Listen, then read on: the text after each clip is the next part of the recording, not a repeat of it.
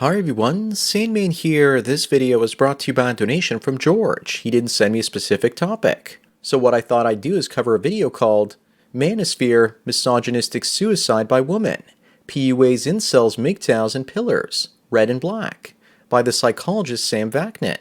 He cites a scientific article about how women prefer weaker beta males. But when I go online, I can find just as many articles saying that women prefer strong, tall, attractive alpha males. So which is it? Do women prefer betas that they can push around, or alphas that push them around? Here's a novel idea, Sam. Maybe there are different types of women. Perhaps Sam Vaknin is guilty of the same sweeping generalizations that many accuse the manosphere of doing with regards to female nature. But I will entertain the idea that women prefer men that behave more like beta males in a moment. But let me first tell everyone about today's sponsor, Fourth Wave Feminism. There's a war in the West being waged by purple-haired ladies with orange man rabies. Let Dr. Be Real tell you about the feminist deal in his 2-volume book series called Surviving Fourth Wave Feminism. His books are full of red pill truth bombs and color images discussing the downfall of our society. The left and women are in bed together, and men aren't invited. Don't be a male feminist, get both copies today. It's free with the Kindle app. Amazon's sponsor link is down below. Anyways, now back to Clown World. I'm ashamed to admit it, but I watched Oprah when I came home from school every day when I was in high school. And I took the social conditioning on that show about what women wanted from men to heart. I would always date women that were my age or older. They were strong women that took on more masculine roles. They were assertive and I was passive. I focused on my personal appearance as well as being metrosexual back in the 90s and early 2000s. I've always been more attracted to empowered, intelligent, assertive, educated, and driven females. But as far as I'm concerned now, they've gone too far. Sam is right that many of them have become like abusive males that you'd see on television back in the 1950s and 60s, minus the violence depicting the bad male behavior from that time period. Sam is right that women in general are acting more abusive like male jerks, and this appears to be their attempt to be identical to men. They see jerks as the typical man. They're emulating the womanizing drunk man whore and acting like dictators without dicks. So of course they're looking for someone to push around because that's what an old school abusive husband would be looking for too. Although I'd always go for strong women, I refuse to take on the role of the abused wife because a woman wants to act like an abusive husband. And I don't want to put on earrings and a dress. Even Jordan Peterson says that there's a lot of pleasure to be had in short-term domination. Hence hookup culture where women get together with weak men for one-night stands, briefly. Most of these are men-to-woman relationships. Women are testing such men, giving them sex once and then throwing them back into simp-infested waters. I didn't believe what Sam was saying, but I've had a couple of guys send me stories like this in the last 6 months or so. As for myself, all this makes me wonder why, growing up, and as an adult, I've been bored by feminine-minded females. They were always too passive and appeared to have low self-esteem, and there might be some truth to that. The second link down below is to an article called, Why Do Women Prefer Weaker Men? And I'm going to read part of it, so here goes and I quote. The confusing question is, why do some women like weak men? In fact, some women are turned off by dominant men and only prefer submissive ones who are much weaker than the average man. I'm also pretty sure you read somewhere that nice guys finish last, which is also a fact. So how come do so many women prefer submissive men? In order to understand this puzzling question, you need to know a few facts about Adlerian psychology. According to Alfred Adler, all human beings strive for superiority in order to overcome their perceived weaknesses. As a result, people get divided into two major categories. Those who strive for superiority by doing something useful and those who try to achieve the same goal by doing something totally useless. A person that excels in work and becomes a CEO of a company he works at is a perfect example of someone who strives for superiority by doing something useful. On the other hand, the person who develops obsessive-compulsive disorder, washing hand behavior, is an example of someone who strives for superiority on the useless side of life. The brave ones strive for superiority by doing useful things, while the less brave ones distract themselves by getting indulged in useless behavior. Women who are not brave enough try and achieve a goal of superiority by finding a weaker man that they can control. After all, it's much easier for them to find someone who is weak than to try to become strong. Of course, this is not the only reason some women prefer weaker men, but it's a major cause. In addition to that, if the woman was raised in a family where the man was submissive, she might grow up trying to replicate the experience through finding a weaker man. But again, this doesn't happen unless the woman is not brave enough. So what's the solution to this problem? Improving self-confidence, unquote. but I don't know how much I believe that a lack of self-confidence means that women are looking to dominate a man. I didn't have so much self-confidence early in life, and I wasn't interested in dominating women. In fact, it was the opposite. I was looking for a stronger woman. I took on a more feminine role because I would date female slobs and complain about it the way that a woman would complain about a messy husband. The stuff Sam Vaknin talks about being the norm today, I was living 15 to 20 years ago. I dated a girl in high school that other girls told me was cheating on me, but I didn't care or think about approaching her and asking her about it. I was behaving like this 20 years ago, so it doesn't surprise me that today I get messages from guys saying that they're okay if their wife cheats on them. I was one of the men that was socially conditioned to be like that. I would wait for women to be the ones to make the first moves on me as well. They would grab me and kiss me first. They would ask me out first. The women that didn't initiate, I just friend-zoned, even though they were far more feminine, passive, and attractive. Apparently, the confident women were less attractive. Perhaps I modeled my ideal woman as Oprah because of that show. That I wanted to Stedman myself instead of being a Sandman.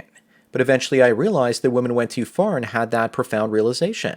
That's why I think that mgtow will only grow as more women masculinize their minds and behavior, even if they keep on a feminine wrapper. More women than ever want men that are weaker and disempowered, but there's a breaking point.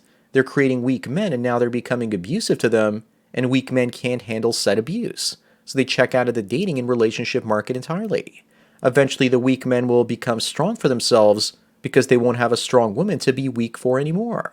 Vaknin also spews nonsense about women being slaves in the past. If you ever visit the San Francisco plantation home outside of New Orleans, you'll see that the lady of the house had the world's first mechanical toilet, while the master had to use the outhouse. Who sounds like a slave in this particular situation? But Vaknin is right when he says that women are taking on the traits of antisocial men. They're increasingly acting like narcissists looking for hookups and not relationships. A whole new generation of women are like the so-called old misogynistic generations of men. But even Sam Vaknin says that he doesn't know any men like that only a tiny sliver of men behave that way. It's almost as if women are acting like and emulating Lumbergh from Office Space, and the types of men that they want to be with are more like Peter. Unless, of course, such men start standing up for themselves once they've reached their breaking point. I also found something interesting, which was that I was using the mating strategy of appearing weaker to attract strong women. But after a few months when I started standing up for myself against strong women, they were kind of shocked. They thought that I was easy to control. There was shock and horror on their face when I would reveal that I was intelligent, had an online audience, and was making more money than they thought that I was. This was something they never expected. That a man was going to hide his accomplishments, intelligence, and misrepresent himself to get into their man pants. I have to give Sam credit for seeing this because after I became strong and self-confident, I was a strong man taking on the reverse role of female chameleons. Female chameleons emulate the man to attract him. What I had no idea that I was doing was emulating weak men to attract strong women. When I acted like a self-confident guy, I wouldn't get a second date. When I acted like a simpleton, the second date was easy. But again, it depends on what type of woman you're after. Vaknin says that men are going their own way because there are no real women left. And he's right about that. He's also right when he says that men are becoming frigid while women are becoming increasingly promiscuous. In my mid-20s, I didn't want sex all the time while the women I was with wanted it way more than I did. In past generations, that was unheard of, but it seems to be common now. But there was a line that was crossed where women took their newfound tyranny too far. I wanted to respect such women and not fear them. This can also explain why so many men are turning trans out there these days. There are tons of strong, assertive women in places like the Philippines, and in that country the trans trend seems to only be accelerating, and it's becoming socially acceptable. There's also the issue of birth control pills. Sam mentions that the birth control pill emancipated women, but he doesn't discuss how such medications are changing women's preference from alpha to beta males. According to the CDC, women aged 20 to 29 in America are most likely to use the birth control pill. The more highly educated the woman is, the more likely she's going to be on the birth control pill.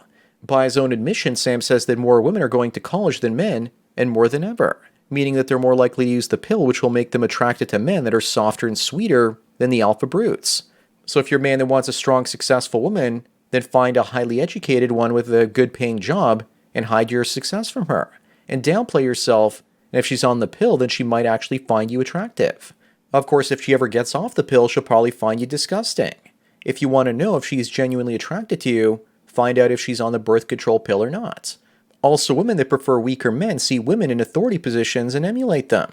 By Sam's own admission, 40% of children are raised in single mother households. Do you really think that seeing their mothers dominate their brothers isn't impressed on their psyche when they're younger? And then they're more likely to repeat the same behavior when they go out into the world. They're being taught that a strong, successful mother puts her thumb down on the young males in the household. So when she gets into a relationship, those same types of behaviors transfer to her. That doesn't mean that incels have hope, because while some women may prefer weak and easy to control men, that doesn't necessarily mean unattractive males. If you're a pretty boy and easy to push around, then many women will absolutely love that. They can be with someone they're attracted to, but also someone that does what he's told and is willing to take untold emotional abuse while smiling and looking pretty. They probably believe that this is what every man wants in a woman. A hot woman that does as she's told. So if they emulate men, what they want is a hot guy that does exactly as he's told. Sam Vaknin brings up a lot of valid points, but his video has a few contradictory things in it. But to be able to think, you have to risk being incorrect from time to time. Anyways, that's it for today. Thanks again to George for the donation and topic. Don't forget to smash the like button the way that men that are smashing women are too close to see them for what they really are. Bang the bell and check out the mystery link. Follow me on BitChute, Twitter, and Facebook to get tomorrow's video today. Subscribe to me on Minds and Gab to get the video for the day after tomorrow. This channel's been demonetized, so if you want to get back at corporate censors, demonetize them by taking away their ad dollars by installing the Brave browser. Link is down below. It also helps me out and you get cryptocurrency for viewing ads as well. You can also help me out through Subscribestar. Thanks for taking your daily dose of red pills, and remember, a red pill a day keeps the men that believe that they know everything about mgtow and female nature while still in love wearing love goggles away. So enjoy the rest of your day, and cheers.